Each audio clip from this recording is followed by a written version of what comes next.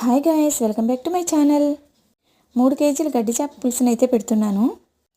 Oil వేడెక్కిన తర్వాత కచ్చాబచ్చాగా నూరుకున్న ఉల్లిపాయ ముద్దను అయితే వేసుకొని బాగా ఫ్రై చేసుకోవాలి. ఇలా ఫ్రై చేసుకున్న దాంట్లో ఉప్పు, కారం, పసుపు, అల్లం వెల్లుల్లి పేస్టు, మసాలా వేసి ఇలా కలుపుకొని బాగా మగ్గేంత వరకు కలుపుకోవాలి. ఆయిల్ ఇలా పైకి తేలిన తర్వాత చింతపండు పులుసుని అయితే పోసుకోవాలి. ఈ మిశ్రమం ములిగేంత వరకు పోస్తే సరిపోతుంది.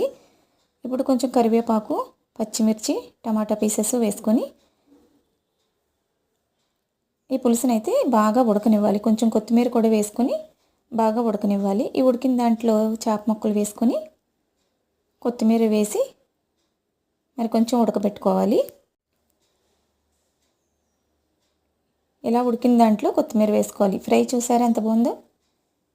ఇలా కొత్తిమీర వేసుకొని ఫైనల్గా గార్నిష్ చేసుకుంటే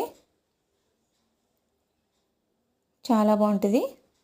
సో మీలో ఎంతమందికి నేను కర్రీ చేసే పద్ధతి నచ్చిందో ఒక లైక్ చేయండి.